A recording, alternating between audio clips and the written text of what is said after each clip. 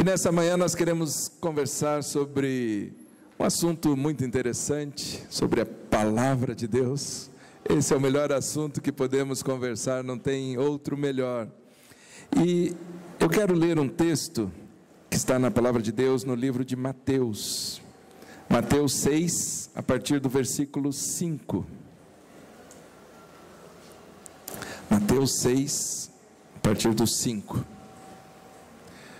Diz assim a palavra de Deus: E quando vocês orarem, não sejam como os hipócritas. Eles gostam de ficar orando em pé nas sinagogas e nas esquinas, a fim de serem vistos pelos outros. Eu asseguro que eles já receberam sua plena recompensa. Mas quando você orar, vá para o seu quarto, feche a porta e ore a seu pai, que está em secreto. Então seu pai que vem em secreto o recompensará. E quando orarem, não fiquem sempre repetindo a mesma coisa, como fazem os pagãos, como fazem os gentios. Eles pensam que por muito falarem, serão ouvidos. Não sejam iguais a eles, porque o seu pai sabe do que vocês precisam, antes mesmo de o pedirem. Vocês orem assim: Pai nosso que estás no céu, santificado seja o teu nome, venha o teu reino, seja feita a tua vontade, assim na terra como no céu. Dá-nos hoje o nosso pão de cada dia. Perdoa as nossas dívidas, assim como perdoamos aos nossos devedores, e não nos deixei cair em tentação, mas livra-nos do mal, porque teu é o reino, o poder e a glória para sempre. Amém, amém. Tremenda essa palavra do nosso Senhor Jesus Cristo. Ele mesmo está nos dizendo isso. Na verdade, Ele está aqui falando no Sermão do Monte, conhecido como Sermão do Monte. Um momento muito especial que Jesus separou. Ele vai até esse lugar, até esse monte, e começa a ministrar na vida dos discípulos, e trazendo tanta profundidade, tanta palavra, tanto conhecimento, tudo junto, uma vez só. Fala assim, é algo impressionante como Jesus, ele mostra, ele revela todos esses detalhes. O Sermão do Monte é um manual de procedimento. Se nós pegarmos somente essa parte que fala do Sermão do Monte, Mateus 5, 6 e 7, ali nós temos um manual de procedimento para as nossas vidas. Tem ali, por exemplo, falando sobre as bem-aventuranças. Bem-aventurado é, feliz é essa pessoa. E Jesus diz assim, feliz é aquele que chora, porque ele vai ser consolado. Amado, se você está chorando, saiba, você vai ser consolado, vai ser consolada. O Senhor Jesus, Ele garante isso. Ele diz assim, você pode permanecer feliz, mesmo durante o choro, mesmo nesse momento, porque vai haver um consolador. Os mansos herdarão a terra. Quando ao contrário a gente pensa que quem vai herdar a terra é aquele o valente, aquele que vai enfrentar todas as coisas, que vai se apoderar. A gente pensa que são esses que vão dominar a terra. E Jesus diz, não é assim. São os mansos. Os mansos vão herdar a terra. E os puros de coração, eles verão a Deus. A Elisé estava falando agora no começo, de manter o coração puro. Por que nós temos que manter o nosso coração puro? Porque nós vamos ver a Deus, aleluia. Você quer ver a Deus? Então nós temos que manter o nosso coração puro, manter o nosso coração puro. E o texto ainda diz que se você for insultado, que se você for caluniado, se levantarem calúnias contra você, mesmo assim você continua feliz. Você já imaginou isso? Jesus falando essas coisas assim, mesmo quando te caluniarem, permaneça feliz, seja feliz. Não é uma reação muito natural nossa. Naturalmente a gente não reage, não age dessa forma, mas Jesus diz, é assim que deve ser, é dessa forma. E traz tantos outros ensinamentos nesse Sermão do Monte, sobre ser o sal da terra. Nós somos o sal da terra, a luz do mundo.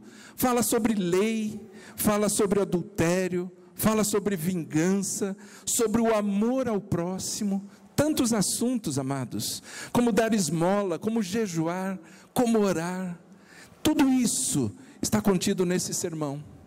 Tudo isso, Jesus falando de uma vez só para cada um de nós, para registrarmos essas palavras. Hoje, nessa manhã, nós queremos falar sobre um desses assuntos, a oração. Nós lemos parte do Sermão do Monte, que fala ali sobre a oração. Entendermos mais um pouco desse assunto tão importante, tão central para as nossas vidas. Jesus, ele está falando como conseguir as coisas de uma maneira mais rápida, de uma maneira mais fácil. Como seguir um caminho mais direto para alcançar as coisas. Muitas vezes nós nos perdemos, damos tantas voltas e nos perdemos. E Jesus está dizendo assim, tem um caminho muito reto, muito claro, basta você seguir esse, é o caminho da oração. Quando nós seguimos o caminho da oração, nós vamos direto.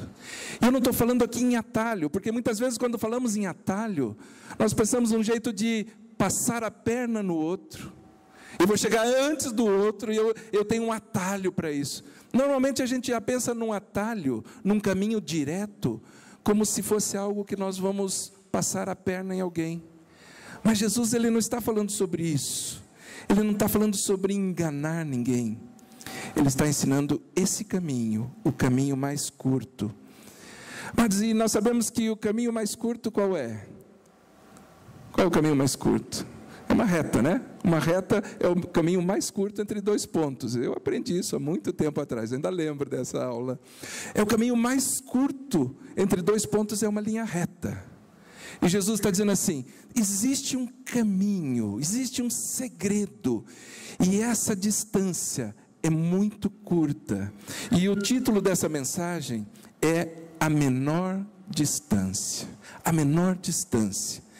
Jesus está ensinando como seguir esse caminho. E sabe qual é esse caminho? O caminho mais curto.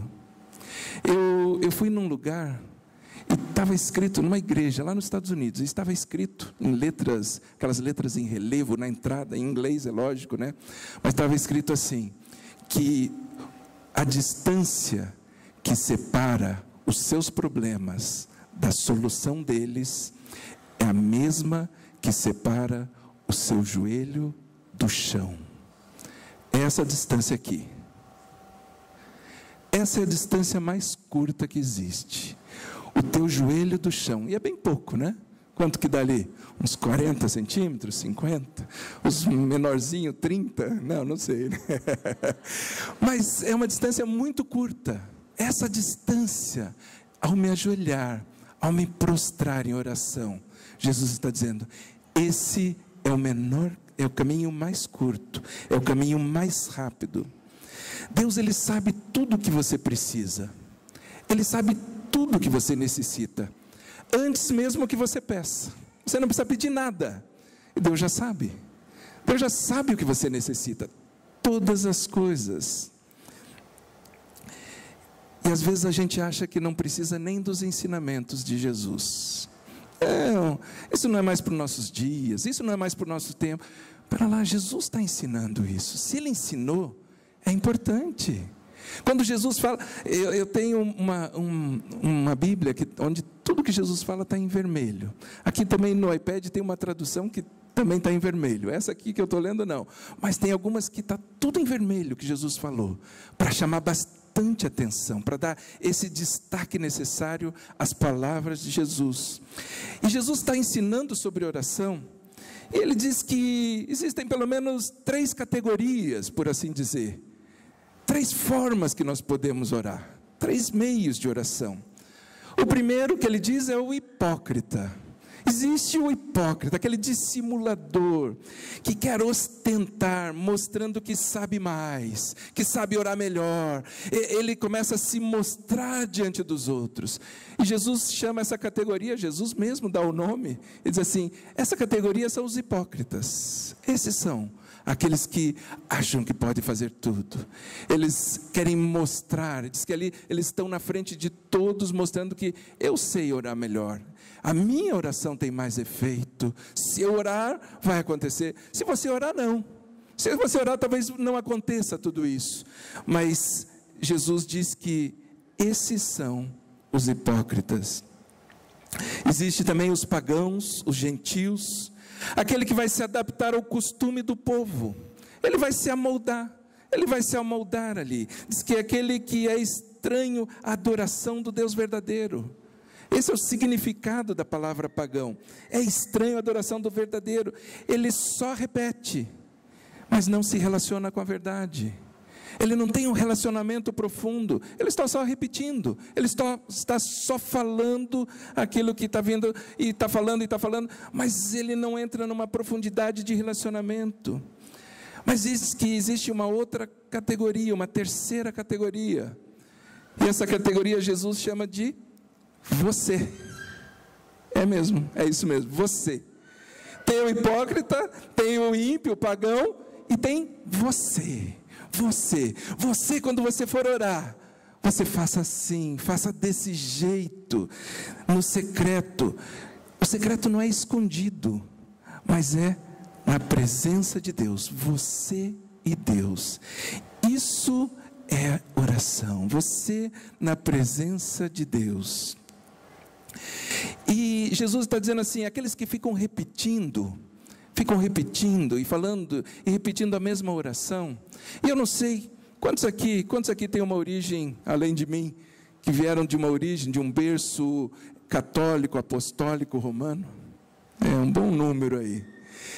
E eu me lembro, inclusive meu pai dizia assim, eu vou colocar você num colégio de padre, para você aprender algumas coisas. E era esse o pensamento. Então eu estudei em colégio de padre, né, muitas vezes, para aprender algumas coisas, e aí você tinha que confessar os pecados, e se você confessava os teus pecados, ele dizia assim, agora tem uma penitência para você, agora você vai orar o Pai Nosso 50 vezes, meu Deus, que pecadão, hein? 50 vezes, mas era como castigo, e oração não é castigo, amados. Oração é um privilégio, é uma oportunidade que nós temos de estar falando com Deus. Então, você pecou, agora você vai orar, vai ter que orar. Não, tinha que ser o contrário. Eu vou ter que orar sempre, eu quero orar, eu gosto de orar, eu preciso orar, eu preciso estar na presença de Deus.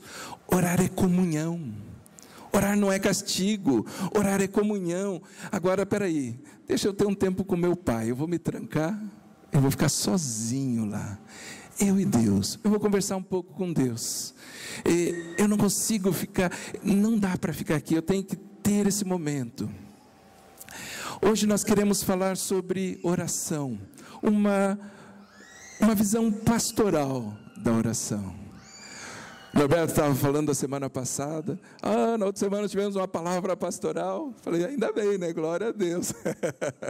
E nós precisamos, amados, precisamos da palavra pastoral, precisamos da palavra de ensino, precisamos da palavra profética, da palavra apostólica, precisamos da palavra evangelística, precisamos de tudo isso, de todas essas coisas. Aliás, Jesus nesse texto, ele está dando uma orientação sobre oração, e ele vem primeiramente com uma palavra profética, ele vem primeiramente com isso, dizendo, não seja como hipócrita. Isso é bem profeta, né? O profeta, ele já vem, não seja desse jeito, como os hipócritas que ficam fazendo dessa forma. Não é, esses já receberam sua recompensa, eles já têm a recompensa. Mas também vem uma palavra apostólica, ele diz assim, você vai para o teu quarto, se retire, tem uma base, tem uma estrutura, é uma palavra apostólica. Hoje nós queremos falar de muitas coisas a respeito de ensino, mas com essa ênfase pastoral, entendermos isso, porque eu creio que só existe aprendizagem quando existe uma mudança de comportamento. A gente só aprendeu algo quando mudou algo em nós. Se não mudar nada, eu aprendi essas coisas, mas eu continuo fazendo errado. Não, então, eu aprendi a dirigir, mas eu continuo batendo em tudo que é poste. Não, então não aprendeu a dirigir ainda, está faltando alguma coisa, né? Quando eu aprendo, muda o meu comportamento, tem mudança de atitude. E na oração, não é porque eu mandei, não é porque eu dei uma ordem, ao contrário, né? É ao contrário disso, porque nós devemos aprender, devemos ter o ensino, devemos ouvir a palavra, mas devemos ser praticantes da palavra. Devemos praticar tudo aquilo que a palavra diz. O livro de Tiago diz assim: sejam praticantes da palavra e não apenas ouvintes, enganando vocês mesmos. Aquele que ouve a palavra, mas não a põe em prática, é semelhante ao homem que olha a sua face no espelho e depois de olhar para si, sai e logo esquece a sua aparência. Já imaginou isso? O homem olhou no espelho, ele viu, ele guardou todos os detalhes, precisa dar uma esticadinha aqui, precisa fazer isso, precisa fazer aquilo, uau, está caindo um pouco do cabelo, ele fica olhando, só que daí ele sai dali, ele esqueceu tudo. Puxa, nem me lembro mais como é que eu era, eu não lembro mais de mim. Ele diz assim: se você não for praticante da palavra, vai ser igual essa pessoa, que não consegue reconhecer a si próprio, ele não consegue identificar a si mesmo, ele não pratica a palavra. Então nós precisamos ouvir e praticar. Todo domingo estamos reunidos, estamos ouvindo a palavra, e aí eu vou praticar. Foi falado sobre o quê? Sobre oração. Eu vou praticar, eu vou pôr em prática isso, eu vou ver se é assim mesmo, eu vou ver se isso acontece dessa forma. E quanto mais você pratica, quanto mais você conhece, mais é cobrado, mais é cobrado. Você começa a crescer, você começa a conhecer mais é cobrado. Eu lembro que falaram isso no dia da minha ordenação. Tantas pessoas vieram abraçar, beijar, cumprimentar, e alguém falou, né, entre os tantos comentários, alguém falou assim: agora muito mais será cobrado. Aquilo entrou para mim de uma forma tão profunda, eu nem me lembro quem falou, mas aquilo entrou tão forte, eu falei assim: uau, mas é assim mesmo. Então por isso eu não vou conhecer tanto, eu não vou praticar tanto. Não, eu vou continuar ouvindo, eu vou continuar praticando, quanto mais. A palavra diz que podem haver dois fundamentos. Quando nós ouvimos a palavra de Deus, podem ter duas atitudes nossas. Texto de Lucas 6, 47 diz assim: qualquer que vem a mim e ouve as minhas palavras e as observa, eu vos mostrarei a quem é semelhante. Esse texto está falando sobre construir a sua casa sobre a rocha ou sobre a areia. Nós temos opções. Nós podemos construir a nossa casa sobre a rocha, sólida, firme, ou sobre a areia. O que é mais fácil? O que é mais fácil construir? Na areia, né? Na areia é mais fácil. Qualquer criança cava numa areia. Vai lá na praia, está lá. Agora muitas crianças foram para a praia, estão lá cavando na areia. E é fácil. Uma criança é capaz de fazer isso. Esse texto está fazendo a diferença entre o prudente e o insensato. Diz assim: o prudente vai construir na rocha. Ele vai construir na rocha. O insensato vai construir na areia. Então eu tenho que ouvir a palavra e construir sobre a rocha. Quando eu estou colocando essa construção, eu estou solidificando ela, pegando a palavra, a oração e construindo sobre a rocha, eu mostro que eu tenho fé. E a fé não é uma religião, é um relacionamento com Deus, é um relacionamento com o nosso Pai. E nós podemos ter esse relacionamento de diversas maneiras. Mas a oração é a forma da gente manifestar isso. Charles Spurgeon diz o seguinte: uma pessoa que não ora é uma pessoa sem Cristo. Uma pessoa que não ora é uma pessoa sem Cristo. É um relacionamento com Deus. Por isso que Jesus nos ensinou a orar, falar com o nosso Pai. E ele diz o seguinte: chame de Pai. Quando você chegar diante de Deus, não é Senhor Deus, soberano. Ele é Senhor Deus, Ele é soberano também. Mas quando você está ali, você chega e diz assim: Pai, eu estou na Tua presença, eu vim aqui para falar contigo. Ele sabe das tuas necessidades, como um pai que conhece profundamente o filho. Ele sabe das tuas necessidades antes mesmo de você pedir. E a primeira coisa que a gente precisa fazer é aprender a orar. Nós temos que aprender. Se Jesus está ensinando, é porque eu preciso aprender. O texto de Romanos 8, 26 diz o seguinte. Romanos 8, versículo 26.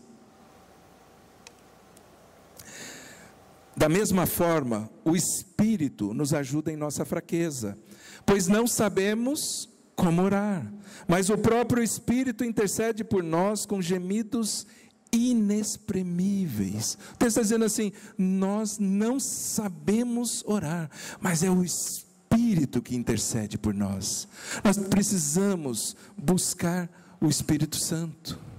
Não tem como eu entrar e aprender a orar se não for através do Espírito Santo. Aliás, a vida cristã sem o Espírito Santo não é que ela seja difícil, é impossível. É impossível viver a vida cristã sem o Espírito Santo, não tem graça. Sem o Espírito Santo não tem cristianismo, não existe nada. Existe quando muito uma filosofia, uma teoria muito bacana, muito interessante, muito legal, mas é filosofia, é pensamento, está trabalhando na nossa mente, mas nós temos que ser ministrados no Espírito. É aqui que a gente recebe, aqui que a gente recebe a palavra de Deus, é aqui que a gente entende o propósito de Deus. Sem o Espírito Santo nós não conseguimos viver nada daquilo que Jesus pregou. Nós precisamos do Espírito Santo. Não existe oração sem o doador de tudo. Não existe oração sem aquele que deu todas as coisas. Falar em oração sem falar do Espírito Santo é como falar em ter filho somente um homem ou somente uma mulher. Não tem como fazer. Um homem sozinho não consegue fazer. Uma mulher sozinha também não. Precisa de dois. Esse relacionamento com o Espírito Santo é necessário. É Ele quem dá para nós todas as orações. Nada vai acontecer sem oração. Não vai haver comunhão, nem com Deus, nem com as pessoas. Até porque se eu oro pela pessoa, eu não vou falar mal dela. Eu estou orando por essa pessoa, então eu não consigo falar nada de mal. A oração, queridos, ela move a mão de Deus. É através da oração que nós movemos a mão de Deus. A mão de Deus pode qualquer coisa. A mão de Deus pode fazer qualquer coisa, mas só a oração pode mover a mão de Deus. O único meio de nós movermos a mão de Deus é através da oração. Nós fizemos umas semanas atrás, reunimos o pessoal, quem quisesse ir num grupo, numa caravana, assistir aquele filme Quarto de Guerra. Quantos foram? Quantos foram assistir o filme, independente de estar junto no grupo? É um bom número aí. É um filme muito legal, vale a pena assistir. Algo tremendo, aprender sobre oração. Amados, orar é ir para o céu antes de ir para o céu. Você chega no céu antes do tempo. Amados, quando você ora, você vai para o céu. Diga assim: quando eu oro, eu vou para o céu. É isso, amados. Quando eu estou orando, eu vou para o céu. Eu chego até lá. Muitas vezes a gente fala assim: eu não sei se foi o céu que desceu, ou se fui eu que subi. Amados, na verdade, nós é que precisamos chegar. Nós é que temos que chegar até lá. Fala assim: Deus, eu quero subir até os céus. Eu quero estar na Tua presença. Eu quero ter relacionamento contigo. E quando eu digo assim: Pai nosso que estás no céu, eu estou reconhecendo aonde Deus está. Estou falando que Jesus ensinou essa oração. E essa oração, ela tem algumas partes. A primeira é esse relacionamento. Quando eu oro, quando eu falo com o Pai, com o nosso Pai, eu estou tendo relacionamento com Deus. Pai é aquele que gera. Pai é aquele que gera. É aquele que sustenta. É aquele que corrige. O Pai vai precisar corrigir tantas vezes, mas é aquele que ama, aquele que está sempre presente. Eu posso contar com o Pai. Muitas vezes a nossa experiência com o Pai não é tão forte, por isso a gente não consegue ter esse relacionamento com o Deus Pai, e mesmo chamá-lo de Pai Nosso, às vezes é tão difícil. Mas Jesus está dizendo: não importa a tua experiência pessoal, não importa a tua experiência pessoal com o teu Pai que está na terra, mas eu posso ter uma experiência com meu Pai Celestial. É essa experiência que nós devemos buscar. Essa experiência de estar na presença dEle. Quando eu clamo, eu estou no céu, eu vou à presença de Deus, eu adoro a Deus. Mas esse é um segundo aspecto da oração. Eu passo a adorar. Eu tenho relacionamento, eu adoro a Deus. Mas nós aqui com o nosso grupo de louvor, nós mudamos o nome, nós estamos chamando de grupo de adoração, né? Estamos chamando de grupo de adoração. Por quê? Porque às vezes o louvor é algo muito técnico. Eu posso ter um louvor muito técnico, muito engessadinho, muito quadradinho, mas a adoração é ir além. Eu estou indo além. Então quando eu estou orando, eu estou indo além, eu estou adorando. Não é só manifestar um louvor diante de Deus, mas é adorá-lo, expressar tudo isso. Mas a palavra de Deus diz assim: mas a hora vem, e agora é agora, em que os verdadeiros adoradores adorarão ao Pai em espírito e verdade, porque o Pai procura os tais que assim o adorem. Mas Deus está procurando adoradores, Deus quer adoradores, é isso que Deus deseja. E se eu entro na presença dEle, a primeira coisa que eu faço, até antes de orar, Senhor, eu vim aqui para te adorar. Primeiramente eu vim te adorar. Eu não vim colocar pedidos, eu não vim colocar aqui necessidades, porque muitas vezes a necessidade que eu penso que eu tenho, talvez não seja essa a necessidade. Deus, Ele sabe todas as necessidades, aquilo que eu realmente preciso, Ele já sabe, mas Ele quer a nossa adoração, e não importam as circunstâncias. Eu posso adorar na dor, eu posso adorar na dificuldade, eu estou passando por uma luta e eu estou adorando.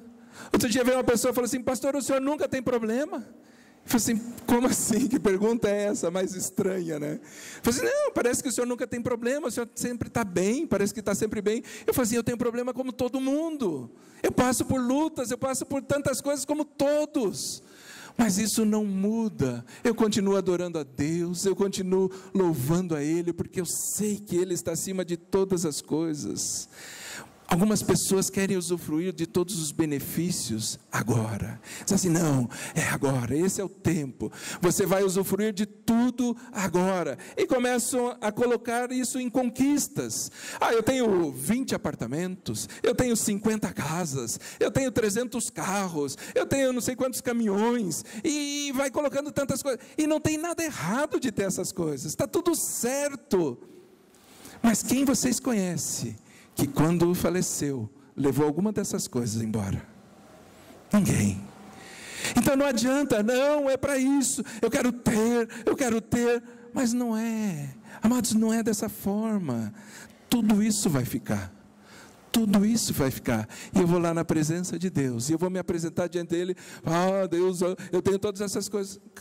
Cadê? Não tem mais nada, isso aí tudo já ficou, isso aqui não tem valor. Amados, nós temos que adorar a Deus em qualquer circunstância. Temos que também entender a vontade de Deus. O texto diz assim: seja feita a sua vontade, Deus. A vontade de Deus. A vontade de Deus, ela é boa, é perfeita e agradável. Para quem? Para Deus. Às vezes a gente pensa que a vontade de Deus é boa, perfeita e agradável para mim. Vai ser boa e agradável para mim só. Nem sempre é assim. É bom e agradável para Ele. Para Ele, é isso que importa. E quando eu digo seja feita a sua vontade, aqui na terra, do mesmo jeito que é no céu. Como que é no céu? O que Deus quer, Ele faz. E aqui na terra, muitas vezes nós seguramos, nós impedimos. E quando eu digo seja feita a sua vontade, Deus, eu quero ouvir a vontade de Deus, eu preciso conhecer a vontade de Deus, eu preciso me alegrar na vontade de Deus. A palavra de Deus diz: agrada-te do Senhor, Ele considerará os desejos do teu coração. Então eu me alegro, eu me agrado dEle, e aí sim Ele vai agir sobre a minha vida, ainda mais, ainda mais. Quantas vezes a nossa vontade, o nosso desejo é diferente da vontade de Deus? Jesus estava no Getsêmani, Ele diz assim: Senhor, se for possível, afasta de mim esse cálice. Se for possível, separa de mim. Mas quando Jesus estava falando sobre afasta de mim, não era o cálice do escárnio, de ser cuspido, de passar pela dor, de ser crucificado nu, dessa vergonha. Não era isso que Jesus estava dizendo para separar, para afastar. mas ele estava ali para absorver todos os pecados, os nossos pecados. Nele não havia pecado algum, e ele estava recebendo todos os pecados. Ele sabia que ao receber os pecados, ele não poderia estar mais na presença de Deus. Ele estaria longe da presença de Deus. Ele disse assim: Senhor, se for possível, me afasta esses pecados, porque isso vai me afastar de Ti. Eu vou me afastar de você, mas que não seja feita a minha vontade, mas a sua vontade. Era a dor da separação, a perda da comunhão que estava entristecendo Jesus. Foi algo tão agonizante, tão forte, que diz que naquele dia, durante 3 horas, escureceu tudo, fechou. Eu imagino aquele ambiente de tristeza, de peso, porque agora o filho não ia ter mais comunhão com o pai naquele momento, porque todo o pecado estava sobre ele. E ali houve uma grande tristeza. Amados, e é assim conosco. Quando eu perco a comunhão com Deus, vem uma grande tristeza, vem um grande abatimento sobre as nossas vidas. E Jesus está dizendo ali: Senhor, Senhor, meu Deus, por que me desamparaste? Por que me desamparaste? Ele não queria perder a comunhão, mas a vontade de Deus era mais importante que tudo. Quando eu oro: Senhor, seja feita a sua vontade, assim na terra como no céu, eu estou dizendo: Senhor, a minha comunhão contigo é mais importante que todas as outras coisas. Eu não quero perder essa comunhão, por isso seja feita a sua vontade. Um outro aspecto é que eu posso orar em todo lugar, em todo lugar. Os muçulmanos dizem que tem que orar voltado para Meca, então eles têm que buscar, onde é que é Meca? Aí agora eu não sei, não posso orar, se eu não achar Meca eu não posso orar, daí fica lá perdido, né? Agora achei, é para cá, então eu vou orar para cá. Os judeus já dizem que tem que orar para o outro lado, eles têm que orar para Jerusalém, um para o Oriente e outro para o Ocidente, e dizem, inclusive em tom de brincadeira, que eles oram um de costa para o outro. Não, pera, onde é que eles estão orando? Para lá? Eu vou orar para cá, eu estou de costas para o outro. Amados, não é essa a posição, não é assim que se faz. Jesus diz assim, João 17:1, Jesus falou essas coisas e levantando os olhos aos céus disse: Pai, é chegada a hora, glorifica o teu filho, para que também o teu filho glorifique a ti. Eu não estou dizendo que agora então, não é nem para lá nem para cá, é para o céu, é para cima, então vou orar, vou ficar andando assim, não, mas ele está dizendo assim, é com Deus, é meu tempo de comunhão com Deus. Segundo ponto, é orar sem cessar. Essa é a forma de orar, sem cessar. A Bíblia diz que é para orar desse jeito, orai sem cessar. Mas não é a repetição, mas é estar conectado com Deus, é ouvir a instrução de Deus, aquilo que Ele está falando. É estabelecer uma outra realidade, um outro nível de realidade. Quando eu digo assim na terra como no céu, eu estou dizendo, existe um nível, uma realidade que é estabelecida aqui, existe um outro nível que é estabelecido nos céus. Quando eu oro, eu não me obrigo a viver 24 horas na realidade que eu vivo aqui. Eu saio. Quando eu estou orando, eu saio daqui, peraí, deixa eu mudar um pouco, deixa eu sair um pouco dessa situação que eu estou vivendo, deixa eu sair um pouco até dos problemas, entre aspas, que eu tenho. Ninguém aguenta ficar 24 horas por dia nesse plano. Por isso que vem a depressão. Mas a pessoa está deprimida, está com isso, está com aquilo. Por que vem isso? Porque eu estou focado somente no que está acontecendo aqui. Eu estou olhando as circunstâncias. E quando eu falo assim, deixa eu parar um pouco. Eu sei que aqui está complicado. Eu sei que aqui está difícil. Então, eu vou orar. Eu saio. Eu vou para um outro nível de relacionamento. E ali os problemas já não vão estar me afligindo, porque eu vou estar olhando sobre a ótica de Deus. E muitas vezes aquelas dificuldades, aquilo que é impossível, para Deus não existe impossível. Não existe situação. E às vezes a gente está tão apegado. Às vezes o médico diz para você, olha, não tem jeito. Espera lá, mas ok, eu ouvi o que você falou aqui, mas deixa eu orar aqui, deixa eu conversar com Deus. Deus fala assim, não, tem jeito sim, tem jeito sim. Então quando eu começo a me relacionar com Deus, algo acontece, algo vai agir. E o que me leva a orar é o Espírito Santo. Onde tem o Espírito Santo tem oração. Onde tem o Espírito Santo vai ter oração. O povo ora. O povo vem e fala assim: eu quero orar. Onde está reunindo o pessoal de oração? Aliás, mais uma vez, vamos dizer, nós temos a sala de oração antes dos cultos ali. Venha, reúna, participe, porque muita gente fala assim: eu quero orar, eu gosto de orar. Então vamos nos unir e vamos orar juntos, estar unindo em oração. Os discípulos, eles aprenderam a orar, eles oravam, Jesus orava com eles, eles aprenderam a orar.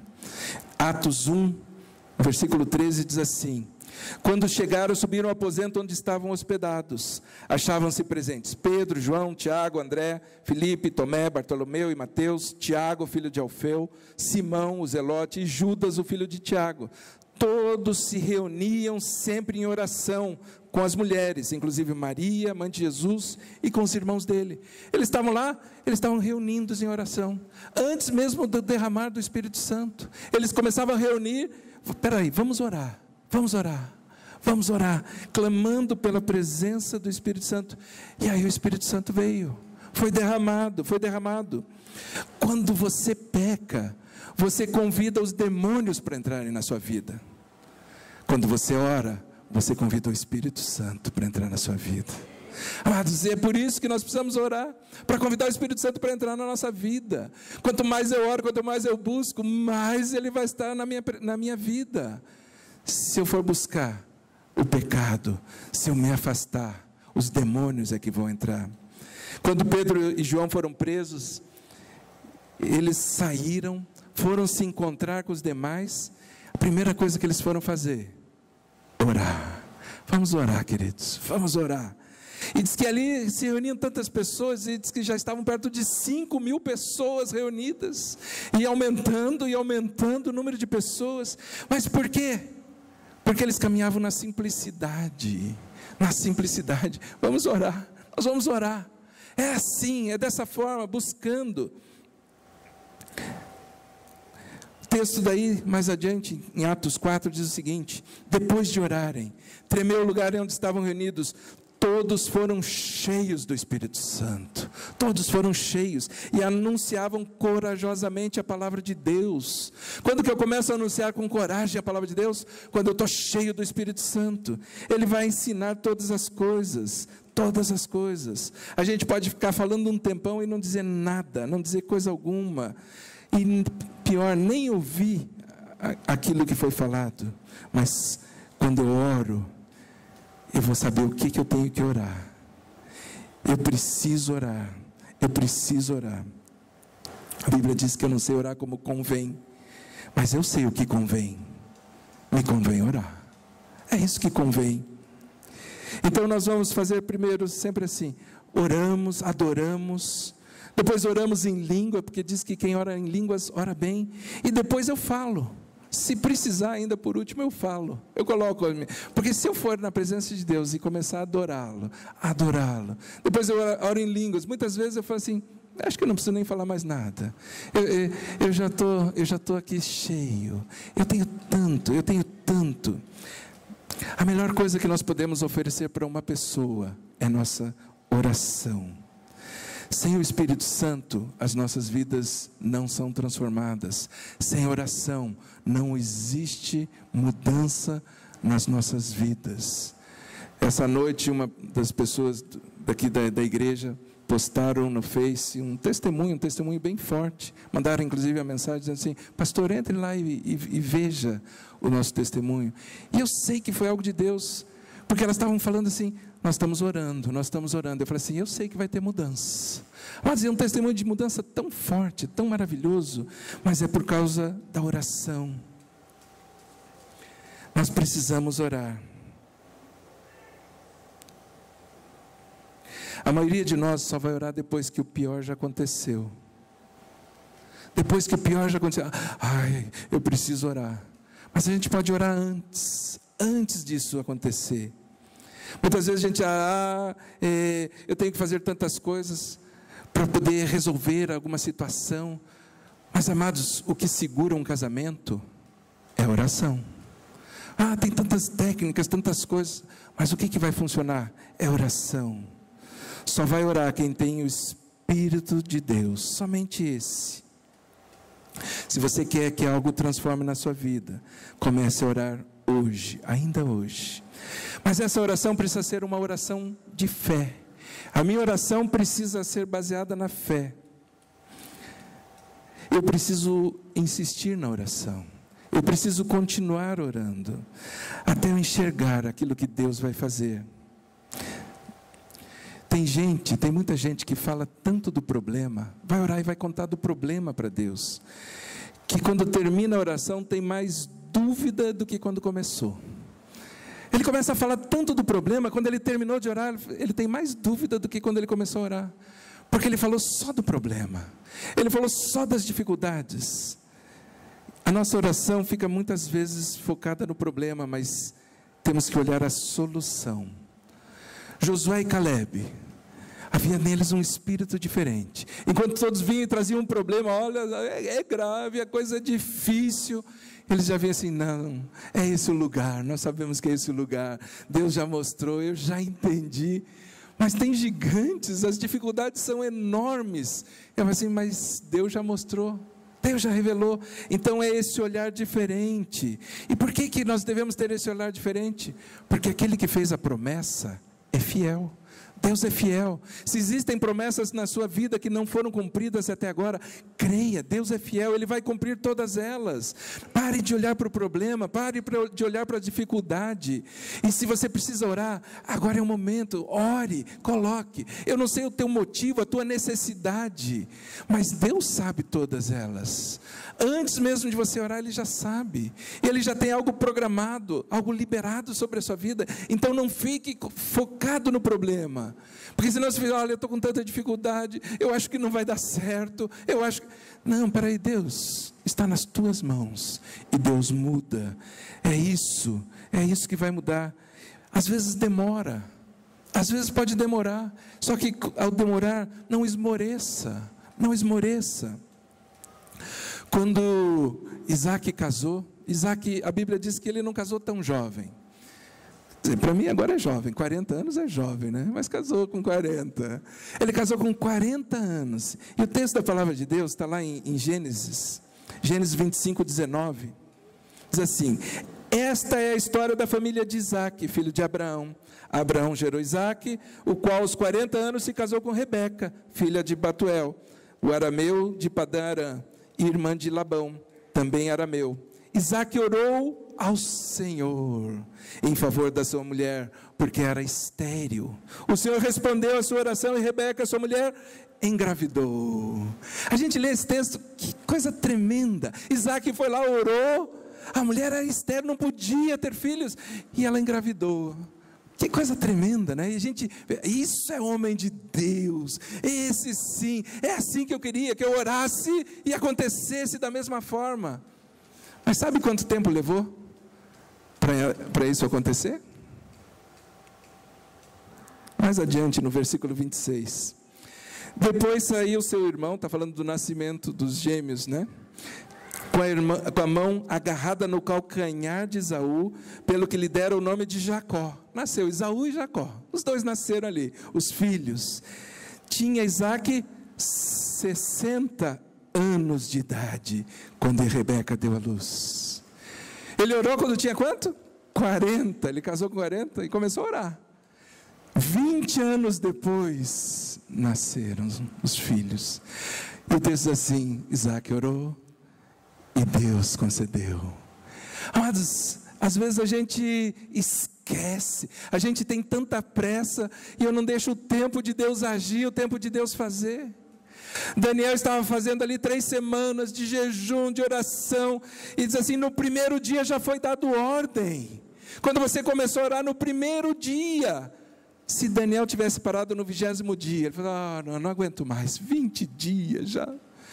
Isaac levou 20 anos, mas imagina, 20 dias é muito tempo, e às vezes a gente fala assim, 20 horas, 20 minutos, é muito pouco tempo, é pouco tempo, Deus, é muito tempo, ao contrário, né? É muito tempo, tinha que ser mais rápido, mas Daniel orou por 21 dias, jejuou por 21 dias, e ali ele recebeu aquilo que Deus havia prometido. Amados, nós precisamos orar com fé, crendo que mesmo que vá demorar, mesmo que demore, não desista, persevere. Oração, amados, é importante, é tempo de batalha. Oração é batalha, é guerra. Quando eu entro em oração, eu estou entrando em guerra. Aliás, a palavra de Deus fala que nós devemos nos revestir com a armadura de Deus. Nós devemos nos revestir com a armadura de Deus. Está lá em Efésios 6, versículo 14. Assim, mantenham-se firmes, cingindo-se com o cinto da verdade, vestindo a couraça da justiça, tendo os pés calçados com a prontidão do evangelho da paz. Além disso, usem o escudo da fé, com o qual vocês poderão apagar todas as setas inflamadas do inimigo. Usem o capacete da salvação, a espada do Espírito, que é a palavra de Deus. Orem no Espírito em todas as ocasiões, com toda oração e súplica. Tendo isso em mente, estejam atentos e perseverem na oração por todos os santos. Mas falando da armadura de Deus, ele diz assim: existe uma armadura, e se você observar a armadura, todas as peças, ou a maioria das peças, são de proteção. É o escudo da fé. Como é que eu vou me proteger? Com a fé. O capacete da salvação, a sandália da preparação do evangelho da paz, a couraça da justiça, o cinturão da verdade. A única arma de ataque é a espada, que é a palavra de Deus. A única peça de ataque é a palavra de Deus. Mas a oração não consta como uma das peças da armadura.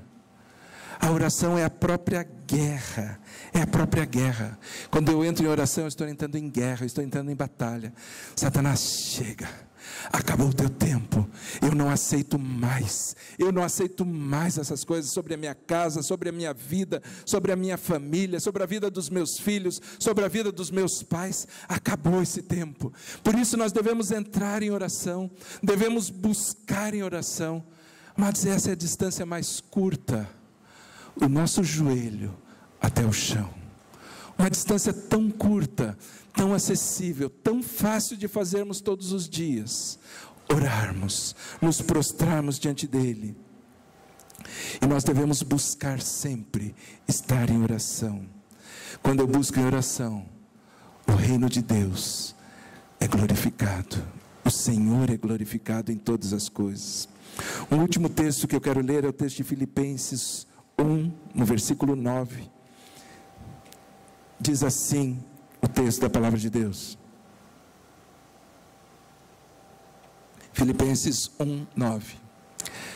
Esta é a minha oração, que o amor de vocês aumente cada vez mais em conhecimento, em toda percepção, para discernirem o que é melhor, a fim de serem puros e irrepreensíveis até o dia de Cristo, cheios do fruto da justiça, fruto que vem por meio de Jesus Cristo, para a glória e louvor de Deus. Amados, esse texto diz assim: a minha oração, essa é a minha oração, é assim que eu quero orar, que o amor de vocês, que o amor de todos nós aumente cada vez mais, que o nosso amor aumente cada vez mais. Mas quanto mais nós amarmos, quanto mais nós tivermos esse amor presente nas nossas vidas, mais nós vamos transbordar, mais nós vamos estar falando daquilo que a palavra diz. E eu vou dar o testemunho, eu vou dizer assim: olha, eu sei, eu creio, eu sei que Deus pode mudar. E muitas vezes até a nossa fé nem é tão grande assim. Muitas vezes a nossa fé é pequenininha, mas quando você começa a ousar. Eu lembro que um tempo atrás, eu conversei com uma pessoa, eu estava convidando: vem aqui na igreja, venha para a igreja. Ele disse: não sei se eu vou, sabe o que é? Eu estou desempregado, faz 6 meses que eu estou desempregado, já acabou o seguro faz tempo, naquela época não tinha nem o seguro-desemprego, né? Mas já teria acabado. Eu falei assim: eu estou desempregado há tanto tempo, eu não estou nem animado para ir para a igreja. E eu no telefone falando com a pessoa, eu falei assim: olha, eu tenho certeza, eu posso te garantir, que Deus vai abrir essa porta de emprego para você.